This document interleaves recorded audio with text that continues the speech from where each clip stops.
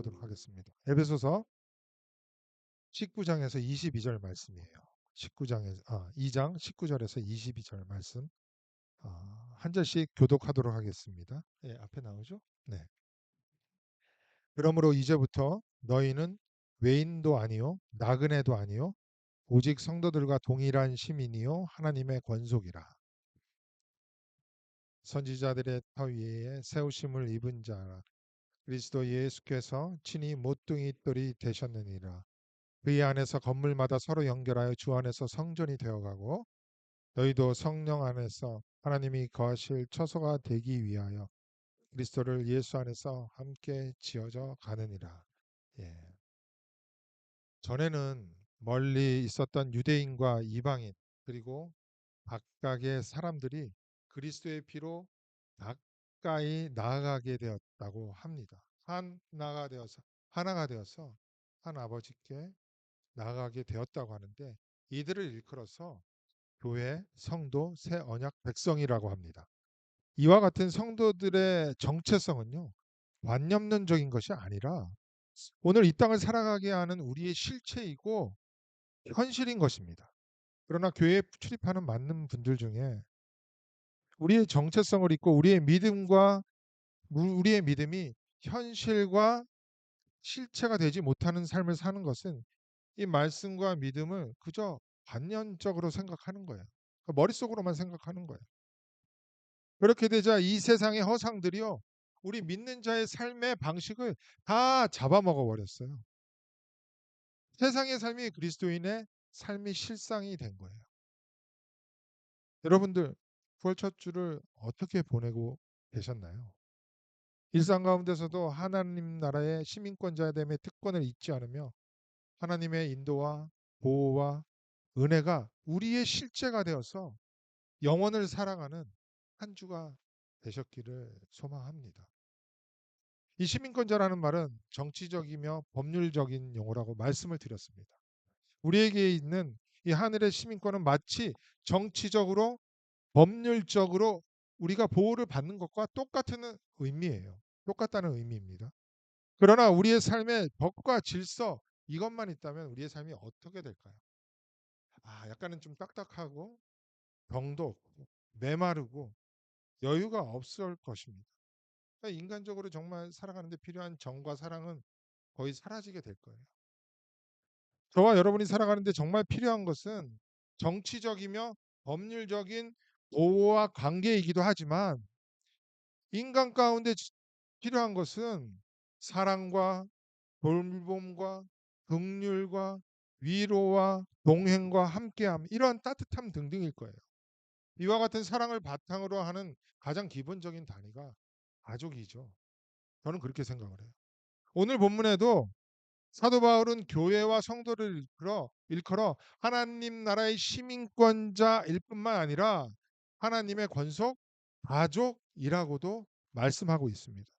우리의 진정한 아버지인 하나님의 한 울타리 안에 있는 교회와 성도, 저와 여러분이 가족이라는 거예요.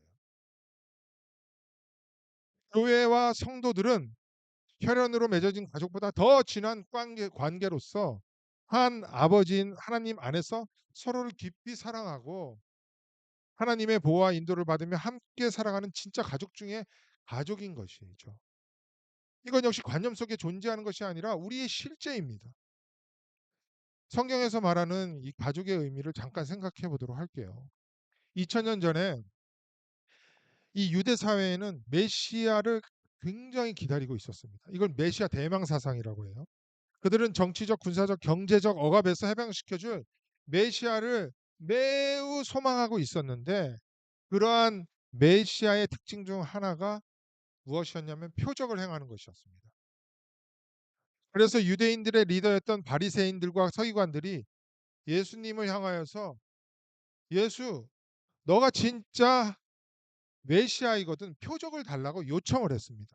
그러자 예수님께서는 그들에게 요나의 표적밖에 보여줄 것이 없다고 하신 후에 계속해서 무리들에게 말씀을 가르치세요. 지금 마태복음 12장을 말씀드리고 있는데 이때 이런 말씀을 하십니다. 46장에서 50절이에요. 46절에서 50절. 예수께서 무리에게 말씀하실 때에 그의 어머니와 동생들이 예수께 말하려고 밖에 섰더니, 이거 상황을 생각해 보세요. 한 사람이 예수께 여짜오되 보소서 당신의 어머니와 동생들이 당신께 말하려고 밖에 서 있나이다 하니, 말하던 사람에게 대답하여 이르시되 누가 내 어머니이며 내 동생들이냐 하시고 손을 내밀어 제자들을 가리켜 이르시되 나의 어머니와 나의 동생들을 보라. 이렇게 말씀하신 후 중요한 말씀하세요. 누구든지 하늘에 계신 내 아버지의 뜻대로 하는 자가 내 형제요 자매요 어머니니라 하시더니, 보세요. 하나님의 뜻대로 행하는 자를 예수의 권속, 나의 가족, 교회, 성도 하나님의 백성이라고 말씀을 하고 계세요. 그렇다면 하나님의 뜻대로 행하는 것은 하나님께서 말씀하신 율법과 가르침을 온전히 행하여 하나님의 거룩에 도달하는 하나님의 가족이 되라는 이야기인가요? 하나님의 뜻은 우리의 거룩이잖아요. 이 거룩을 위해 율법의 행위를 온전히 하라는 말씀인가요? 이것은 여러 차례 말씀을 드렸습니다. 그렇지가 않죠. 하나님이 요구하시는 우리의 거룩은 우리의 율법의 행위로 이룰 수 없습니다. 우리가 거룩해지는 것, 의로워지는 것, 하나님 나라의 온전한 백성이 되는 것은 우리의 율법의 행위가 아니라 하나님의 의를 온전히 이루신 예수 그리스도의 피, 그분의 사역, 보혈 안으로 들어가는 믿음의 행위로 거룩해지는 거예요. 이것밖에 없는 것입니다. 저와 여러분이 인격적으로 반응을 해야 합니다. 이건 틀림없는 사실이에요. 예수 그리스도의 피 안으로 들어가는 그 믿음의 행위만이 아버지의 뜻대로 행하는 거예요. 그렇게 믿음의 행위를 한 자들이 아버지 뜻대로 행한 자들이라고 하고, 그들만이 예수 그리스도의 권속, 가족, 또 그들을 일컬어서 형제요 자매라고 하는 것입니다. 주님은 지금 그 말씀을 하는 거예요. 진짜 아버지의 뜻대로 행한 자가 내 형제요 자매요 어머니라, 이렇게 말씀하신 것입니다. 그래서 그리스도의 피, 보혈로 탄생한 믿음의 가족, 권속은 실제 물보다 더 진한 가족이 되는 거예요. 생명적이고 피의 관계이며 내적인 연합을 드러내고 있는 가족이고 교회인 것입니다. 그렇다면 이 땅의 가족을 비유로 들어서 그리스도의 피로 인해 진짜 생명적이고 영적인 가족이 된 교회, 성도, 새 언약 백성 안에서 실제적으로 어떠한 일이 일어나고 있는지를 생각해 보도록 할게요. 일반적인 가족과 가정은요, 사랑으로 탄생이 되잖아요. 그래서 서로를 깊이 사랑하면서 함께 살아가는 뗄래야 뗄 수 없는 끈끈한 공동체입니다. 그러하기에 부족해도 서로를 사랑하고 의지하고 돕고, 그로 인해서 가정이 충만해지는 거잖아요. 사랑 가운데 새 생명이 태어나고 그 새 생명은요, 한동안 부모와 또 다른 가족의 보호와 돌보심과 또 일정한 양육을 받다가 어느 정도 성장을 하면 한 가정과 사회에서 독립체가 되어서 그 가정을 이끌어 갑니다. 또 더 나아가서 연약해진 가족들을 돕기도 하죠. 건강한 가정은 다 그런 거예요. 한 가정의 재정도요, 서로 나눕니다. 경제적 가장이 한 가정의 경제를 책임지면서 함께 사용하면서 살아간다는 거예요. 내가 돈 많이 벌었으니까 너네들 쓰지 말고 내가 주는 것만 이렇게 써. 이렇게 하는 사람은 없잖아요. 하나님의 권속 가족, 성도 역시 똑같다는 거예요. 그리스도의 사랑인 피와 복음의 터 위에 세워진 교회가, 그 교회에 함께 모이게 되면 주님이 머리 되는 한 가족이 되는 것입니다. 한 아버지, 그 아버지 아래에 있는 한 형제 자매가 되는 거예요. 보통 세상의 가정 가운데 새 생명이 태어나면 가정의 보호와 가정의 돌봄과 양육이 필요하다고 했듯이, 누군가가 교회에 처음으로 발걸음을 들여놓게 되면 예수님을 믿게 되는 거잖아요. 새 생명이 태어나게 되는 거예요.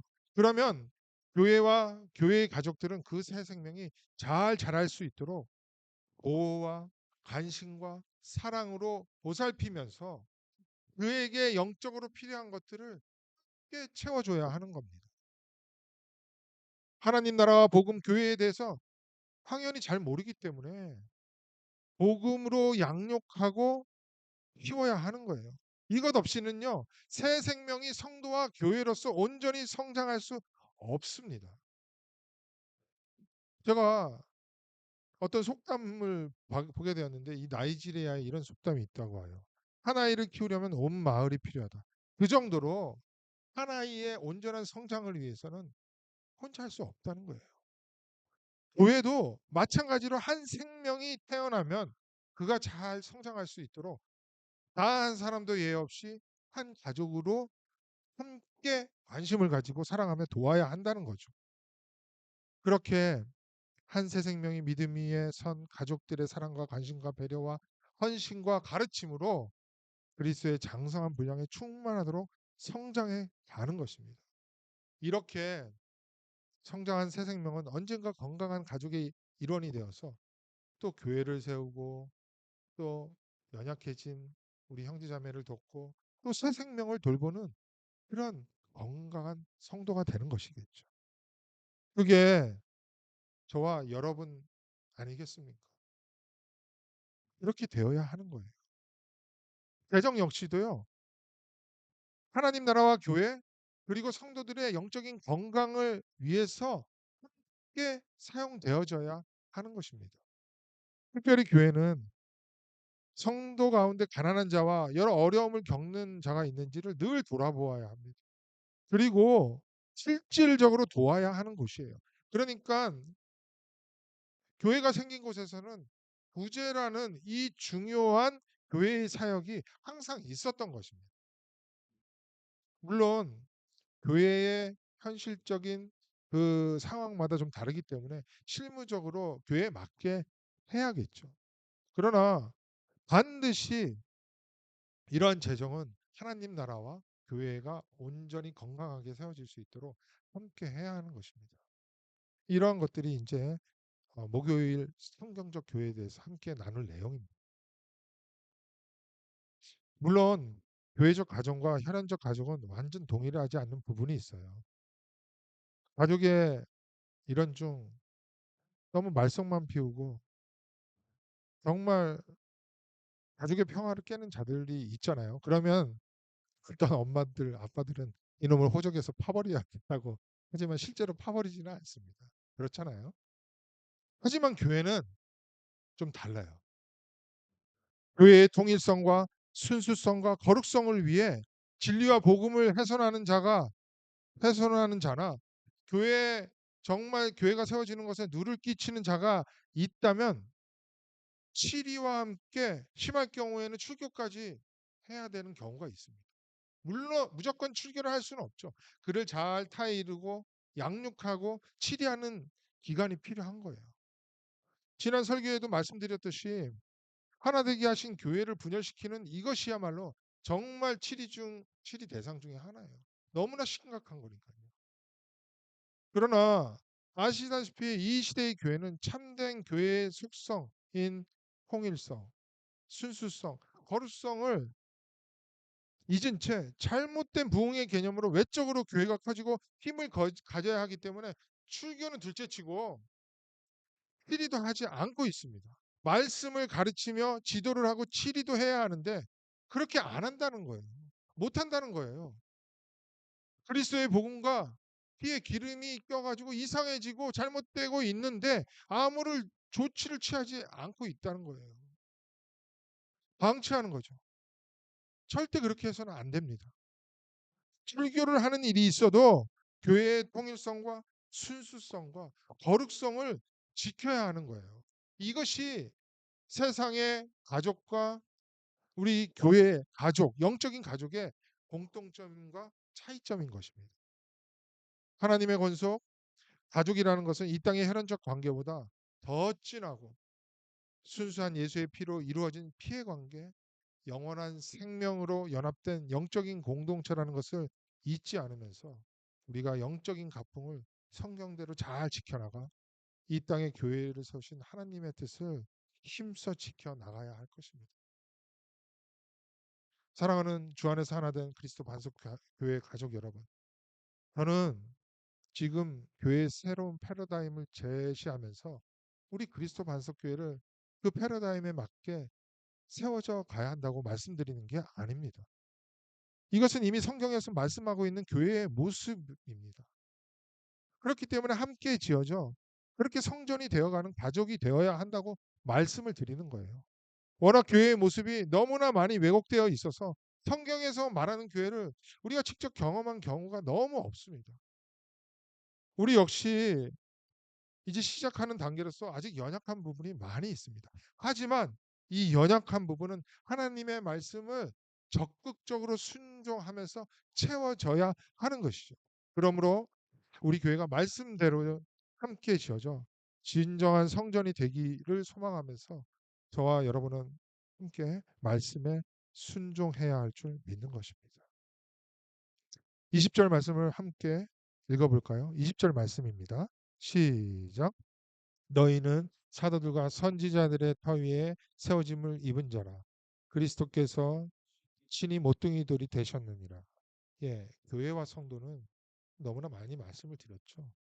사도들과 선지자들의 터 위에 세우심을 받은 자들이에요. 오늘은 이 내용 자체보다는 이 참된 교회의 표지로서 사도들과 선지자들의 터 위에 세워졌다는 것을 연결해서 좀 생각해 보도록 하겠습니다. 참된 교회의 표지가 무엇인지 여러분들 기억하십니까? 예, 주보에도 좀 남겨드렸는데요. 참된 교회의 표지 첫 번째는요, 바른 말씀의 전파입니다.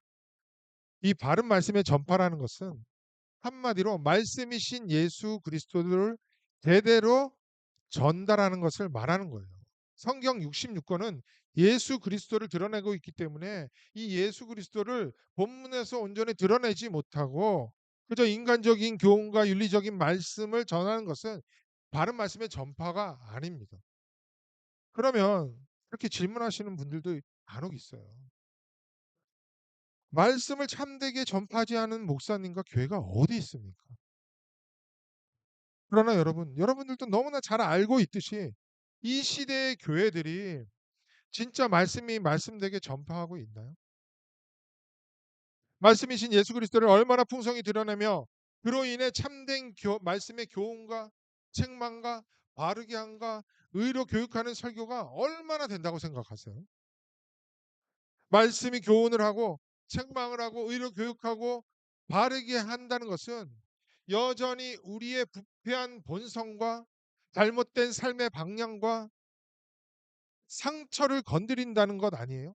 그런데 마냥 듣기 좋다고요? 흡족한다고요? 물론 그럴 수도 있습니다. 하나님의 말씀이 나를 붙들어서 우리가 가야 할 옳은 길로 인도한다는 것을 은혜, 좋은 말씀, 흡족하다고 한다면 그럴 수 있다는 거예요. 물론 흡족할 수 있습니다. 그러나 진짜 그런 말씀에 보통 우리가 은혜 받았다고 하나요?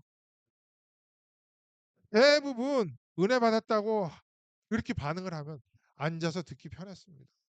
내가 생각하는 것들이 정말 여 목사님의 생각과 많이 동의를 하네요. 같은 방향으로 생각하고 있네요. 그래서 듣기 좋았습니다. 편했다. 이런 말이에요. 물론 그렇게 말씀의 위로도 얻고 힘도 받아야 하는 것이지만 정말 은혜 받는 말씀이 무엇인지 우리는 분별할 줄 알아야 한다는 거예요. 그러므로 교회의 바른 말씀의 전파와 또 교육과 양육을 위해서 우리는 함께 기도하면서 이 말씀을 분별하고 또 바른 말씀을 사모해야 한다는 것입니다. 교회의 첫 번째 표지인 바른 말씀의 전파는 이 정도만 말씀을 드릴게요. 참된 교회의 두 번째 표지는 바른 성례의 집행입니다. 우리 개혁교회에서의 성례는요, 세례와 성찬뿐입니다. 이것만이 성경에서 말하는 성례예요. 이거 잘 기억하고 계셔야 돼요. 시험에 나오는 겁니다. 장로고시와 집사고시에 꼭 나오는 거예요.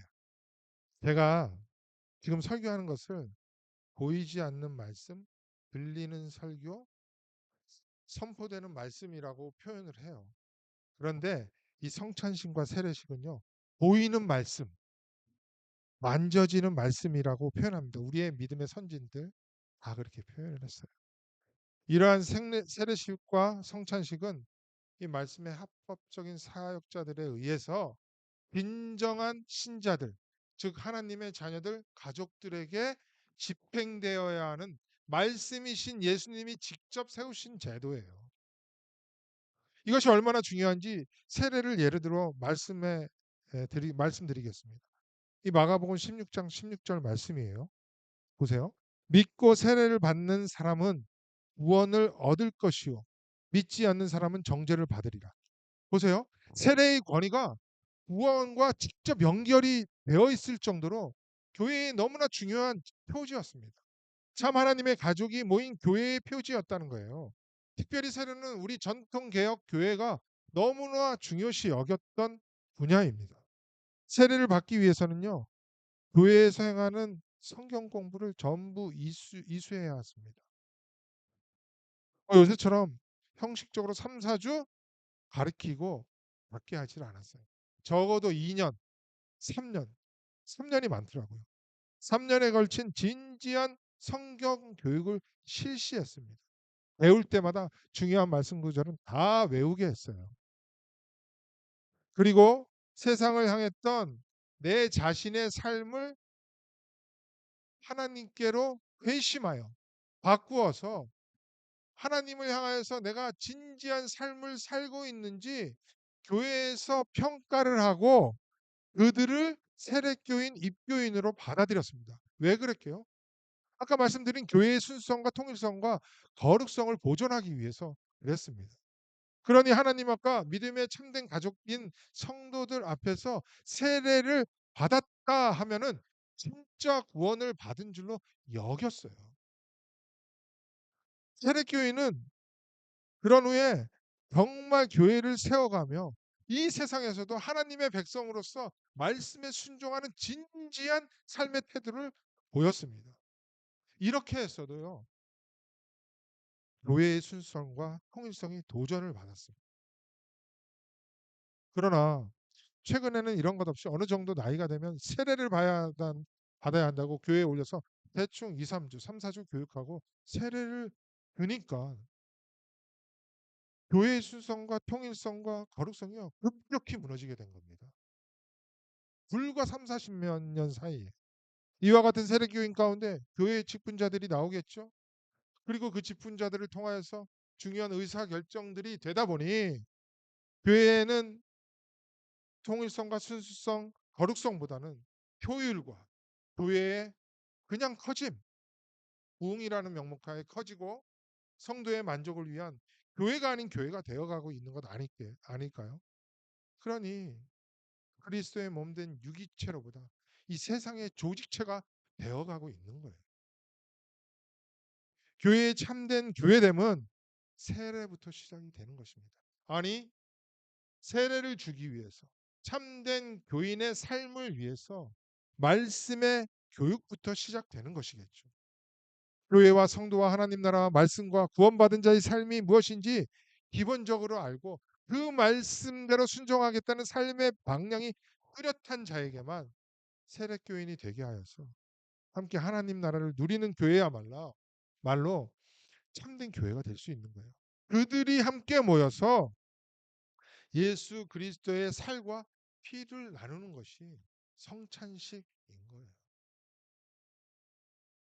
이 성찬식에 대해서는 좀 시간이 필요하기 때문에 따로 나중에 말씀을 드릴게요. 이와 같이 바른 성례식과 성찬식, 세례식과 성찬식을 거행할 때 교회가 교회다워지는 것입니다.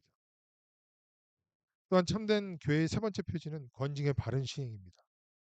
두 번째, 첫 번째 이 교회의 표지가 잘 이루어지고 있어도 이 땅 위에 있는 이 도전 때문에 교리적 성결과 그리스도인으로서 성결이 무너질 수 있어요.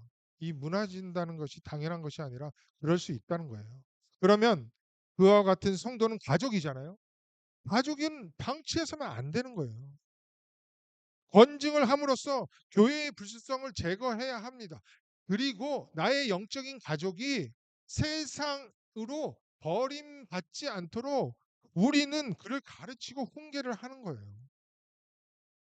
나의 가족이 나의 자녀가 완전 잘못하고 있고 버릇없이 행하고 있는데 이 권징이 없다면 그 자녀가 올바른 사회의 구성원이 되고 건강하게 성장할 수 있을까요?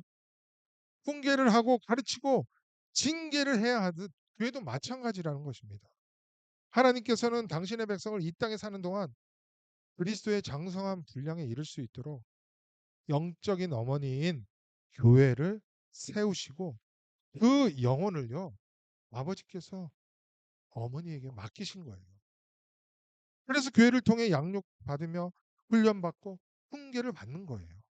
그런데 그 가족이 영적으로 파멸되고 있는데 방치하고 있다면 그게 어머니예요? 교회가 아니라는 거죠.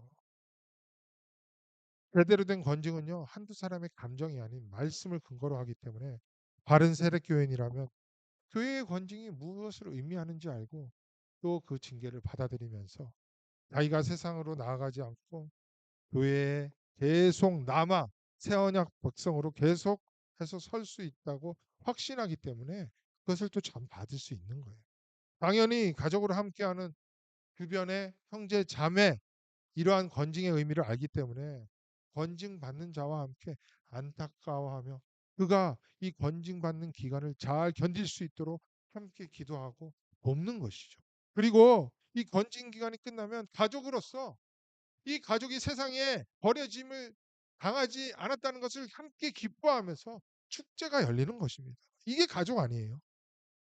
그러므로 이 권징의 참된 목적은 권징 자체에 있는 것이 아니라 교회의 순수성과 통일성과 거룩성을 보존할 뿐만 아니라 가족을 세상에 잃지 않는 매우 중요한 교회의 표지였습니다.